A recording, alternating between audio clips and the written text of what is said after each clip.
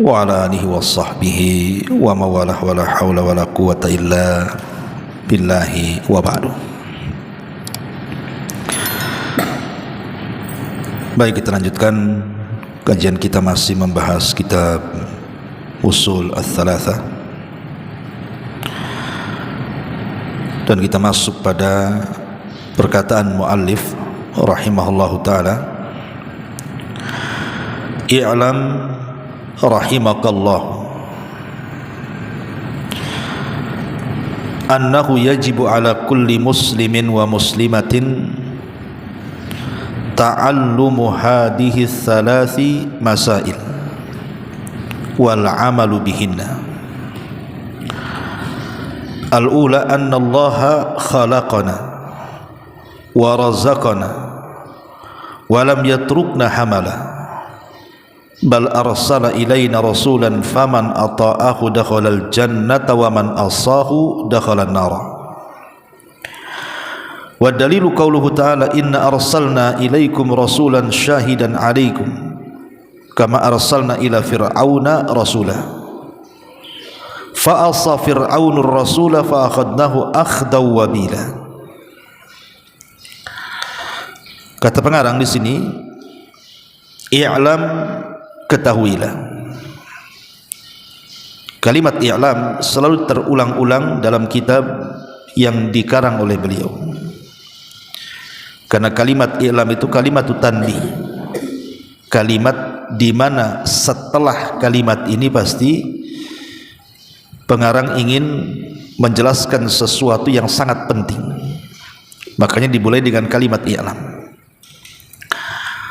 Rahimakallah, semoga Allah merahmatimu. Lagi-lagi Syekh pengarang mendoakan kita yang membaca kitab ini, dan ini menunjukkan kelembutan beliau kepada kita dengan mendoakan kita para pembacanya. Semoga Allah merahmati anda. Annahu yajibu ala kulli muslimin wa muslimatin, wajib atas setiap muslim laki-laki dan muslim perempuan, ta'allumu hadhihi tsalathi masaila, mempelajari tiga masalah wal amalu bihinna, dan disuruh untuk mengamalkannya. Apa tiga masalah yang seorang muslim wajib untuk mempelajarinya dan mengamalkan dengan tiga masalah ini? Yang pertama, kata beliau, annallaha khalaqana, sesungguhnya Allah lah yang telah menciptakan kita, wa razaqana, dan telah memberikan rizki kepada kita, walam yatrukna hamalah, bahkan Allah tidak meninggalkan kita sia-sia, bal arsala ilaina rasulah, bahkan Allah mengutus kepada kita seorang rasul, faman ata'ahu, siapapun yang mentaatinya, dakhalal jannata, maka dipastikan masuk surga, wa man asahu, barang siapa yang bermaksiat kepadanya, dakhalan nara, dipastikan masuk neraka. Wa dalilu qauluhu ta'ala, dan dalilnya firman Allah azza wa jalla, inna arsalna ilaikum rasula, sesungguhnya kami utus kepada kalian seorang rasul, syahidan alaikum, yang akan menjadi saksi bagi kalian, kama arsalna ila fir'auna rasula, sebagaimana kami utus kepada Fir'aun ini seorang rasul, Musa alaihi salam. Fa'asa fir'aunur rasula, tapi Fir'aun pun membangkang atau bermaksiat kepada Musa atau Rasul, fa'akhadnahu akhdan wabila, maka kami azab Fir'aun dengan azab yang sangat pedih. Taib, ikhwatu fiddin, barakallahu fikum. Jadi Syekh Muhammad bin Abdul Wahhab ini ingin menjelaskan kepada kita dalam poin ini bahwa di antara satu dari tiga kewajiban kita wajib mempelajari dan mengamalkan adalah dengan meyakini bahwa Allah telah menciptakan kita, memberikan rizki kepada kita, dan tidak meninggalkan kita sia-sia. Dengan cara apa? Bahkan Allah utus kepada kita Rasul, dan ini nikmat yang sangat besar, dan tidak ada nikmat yang lebih besar dibandingkan diutusnya Rasul. Kenapa? Karena Nabi SAW membawa tiga perkara. Dan 3 perkara ini tidak bisa dibandingkan dengan nikmat apapun di dunia. Sebutkan nikmat dunia apa? Mobil mewah, rumah megah, perhiasan, tanah atau apa, sebutkan kenikmatan yang paling besar di dunia itu apa? Tidak bisa mengimbangi 3 nikmat yang Rasul sallallahu alaihi wasallam bawa kepada kita, yang Allah anugerahkan kepada kita. Pertama, dia diutus oleh Allah Subhanahu wa taala menjadi makhluk yang paling sempurna. Nabi SAW diutus oleh Allah menjadi makhluk yang paling sempurna dan layak untuk diteladani akhlak-akhlaknya. Dari sini ada tuntunan. Yang kedua, diturunkannya bersama Nabi kita Muhammad sallallahu alaihi wasallam kitab yang merupakan sebaik-baik kitab, Al-Quran. Tidak ada kitab terbaik di dunia kecuali Al-Quran. Yang ketiga, Allah Subhanahu wa taala turunkan kepada Rasul untuk diajarkan kepada umatnya sesempurna-sempurnanya syariat dalam agama. Dan ini tidak ada dalam agama yang lain. Saya ulangi 3 perkara itu. Pertama, Rasul yang Allah utus kepada kita adalah orang pilihan. Tidak sembarang Allah mengutus Rasul kepada kita, tapi dicarinya makhluk yang paling sempurna, Rasul kita Muhammad sallallahu alaihi wasallam. Bahkan dia akan menjadi pemimpin para nabi, sayyidul anbiya'i wal mursalin. Bukan hanya pemimpin para nabi, semua manusia akan dipimpin Nabi SAW kelak pada hari kiamat. Jadi dia manusia yang sangat sempurna dan bisa ditiru akhlaknya, karena Rasul yang diutus kepada kita itu dari kalangan jenis kita sendiri, yang kita bisa lihat macam mana gaya bicaranya, macam mana gaya muamalahnya, macam mana gaya akhlaknya, semua kita bisa lihat dan kita bisa pelajari. Ini yang pertama. Yang kedua, diturunkannya sesempurna-sempurna kitab, maksudnya Al-Quran. Jadi Quran itu datang memuat semua kitab-kitab langit di dalamnya. Jadi dengan Quran itu sudah mencukupkan dari Injil, Zabur, Taurat dan Suhuf. Semua ada dalam Quran. Makanya Quran itu terbagi menjadi 3. Sepertiganya bicara tauhid, sepertiganya bicara hukum-hukum ibadah, dan sepertiganya bicara tentang akhlak, yang di dalamnya ada kisah-kisah umat terdahulu.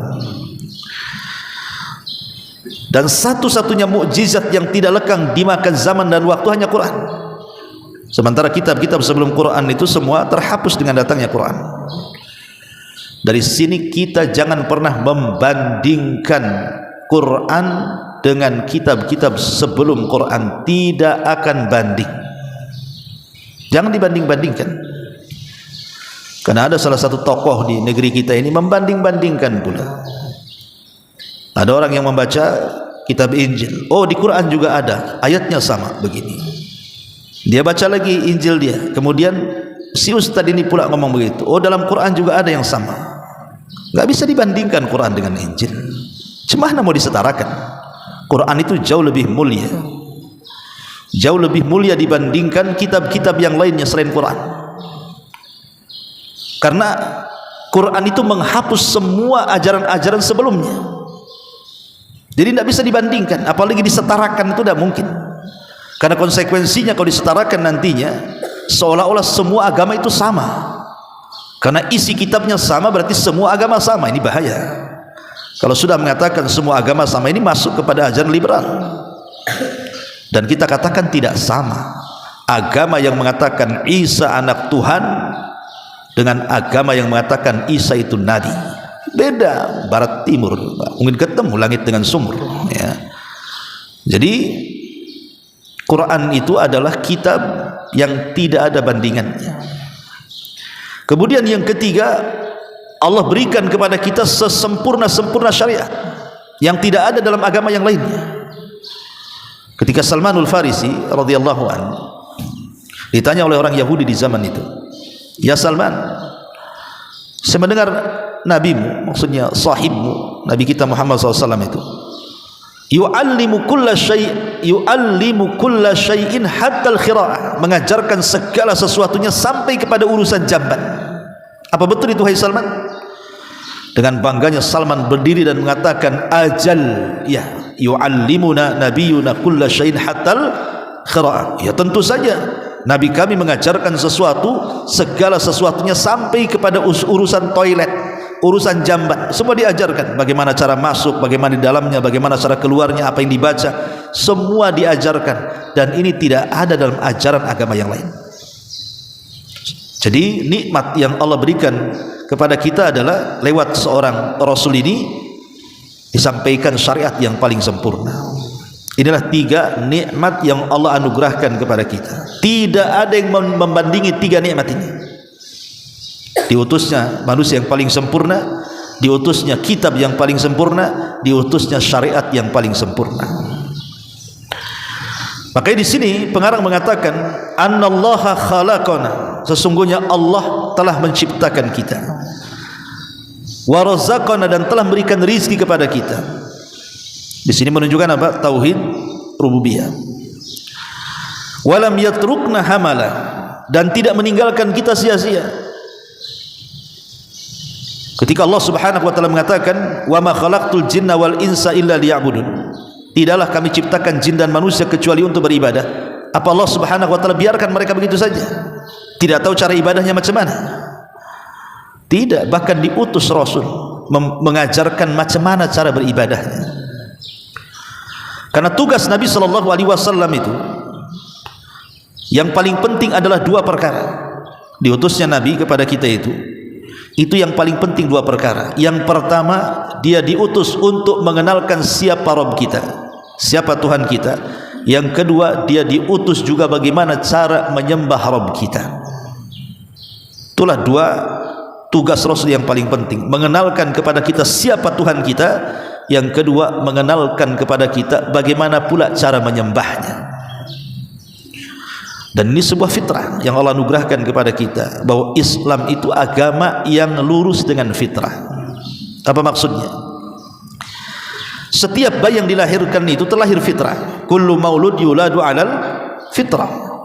Setiap bayi yang dilahirkan itu terlahir fitrah. Maksudnya terlahir muslim.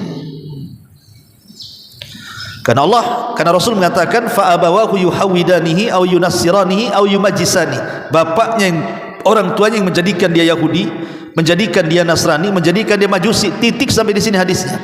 Dan tidak dikatakan orang tuanya yang menjadikan dia muslim, karena memang sudah muslim ketika lahir. Labun bukti bahwa setiap bayi yang dilahirkan terlahir muslim itu, bahwa bayi yang dilahirkan itu sudah dikenalkan siapa Tuhannya, sudah ada perjanjian dengan Allah di alam ruh. Alastu bi rabbikum qalu bala, bukankah aku Rabb kalian? Ya, kata bayi. Kemudian ketika brojol saja bayi janin itu, kalau dia tumbuh, maka nanti kalau sudah besar pasti secara fitrah akan mencari siapa Tuhannya. Fitrahnya itu yang fitrah dia yang mencari siapa Tuhan. Gak mungkin saya tercipta begitu saja. Oh enggak, kamu tercipta dari orang tuamu. Loh, orang tuamu dari mana? Oh, dari orang tuanya lagi. Orang tuanya dari mana lagi? Orang tuanya sampai ke Adam nanti. Lah, Adam siapa yang menciptakan? Di atas Adam pasti nanti ujung-ujungnya ke sang pencipta. Makanya sering saya analogikan, kalau kita lihat orang-orang primitif itu, orang yang di hutan, nggak ada sekarang lah. Anggaplah ada orang primitif, orang yang masih koteka, masih pakai pakaian nggak jelas gitu ya. Nggak mungkin mereka itu hidup tanpa sesembahan. Pasti ada sesembahan yang mereka sembah.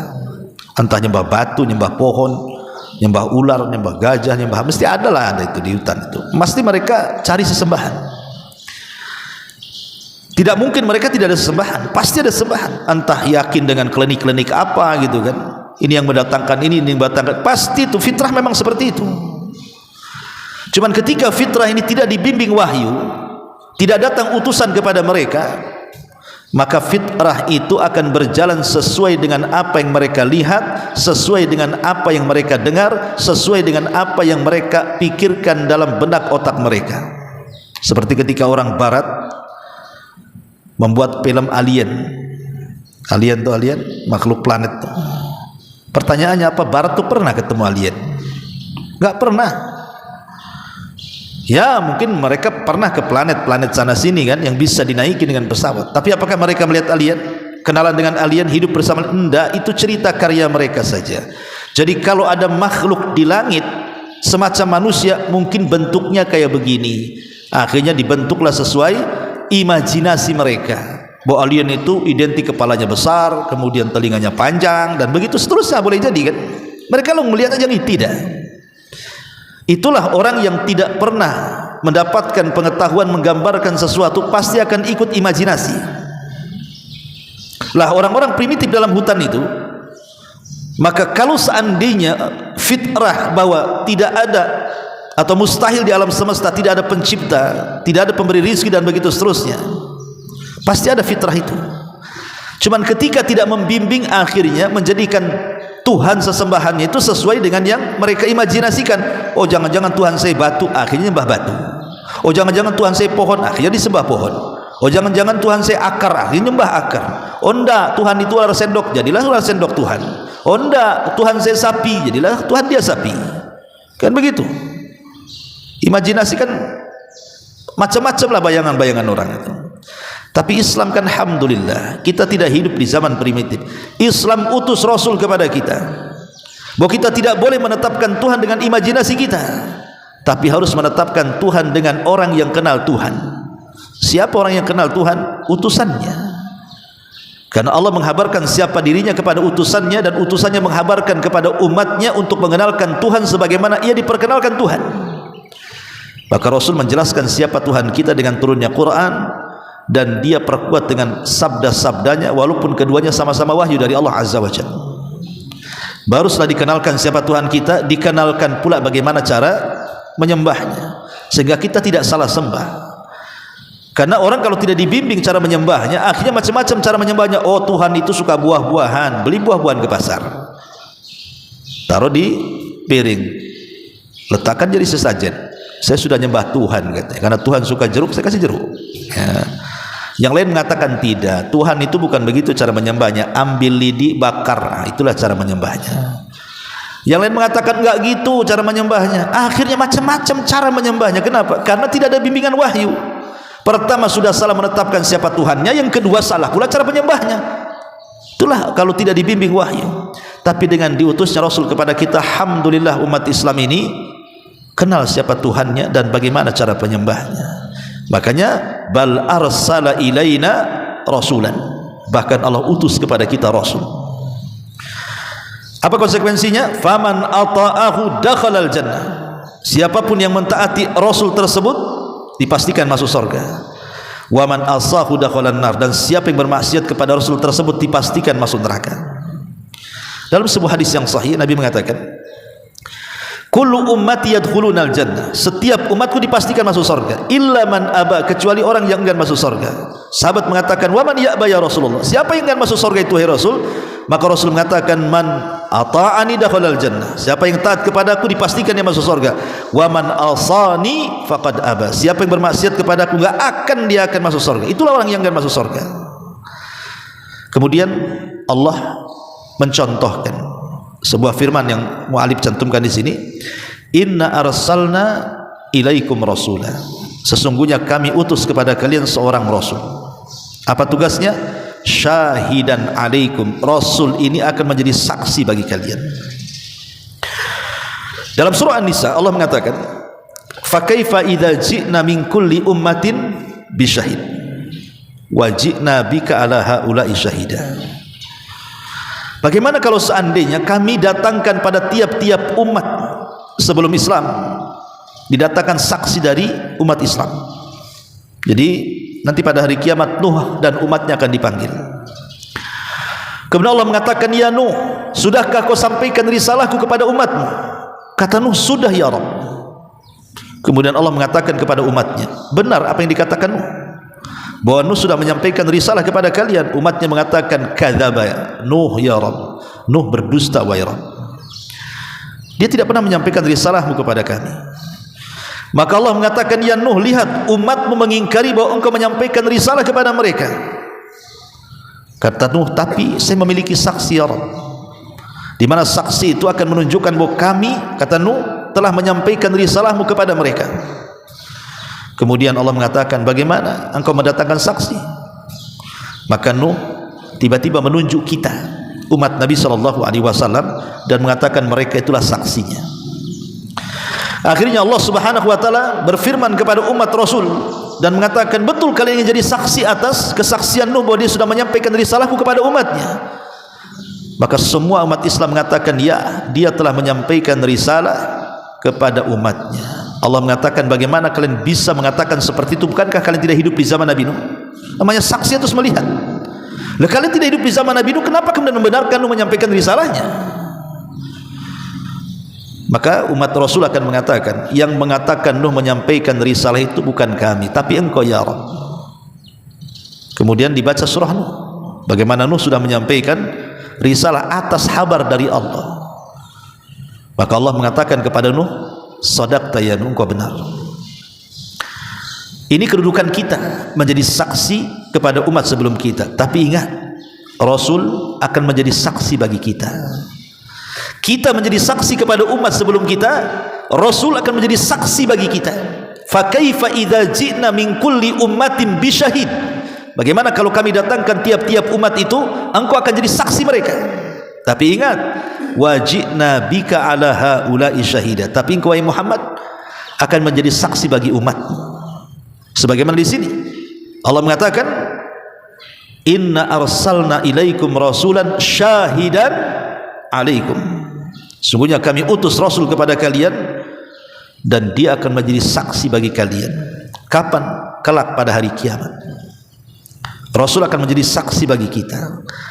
Apakah amalan kita cocok dengan sunnahnya atau tidak? Apakah amalan kita cocok dengan perintahnya atau tidak? Apakah amalan kita cocok dengan hidayahnya atau tidak? Apakah amalan kita cocok dengan petunjuknya atau tidak? Karena nanti ada manusia-manusia diusir dari telaga. Kemudian Rasul mengatakan, ummati ummati ya Rabb, kenapa kau usir umatku? Biarkan mereka minum dari telagaku.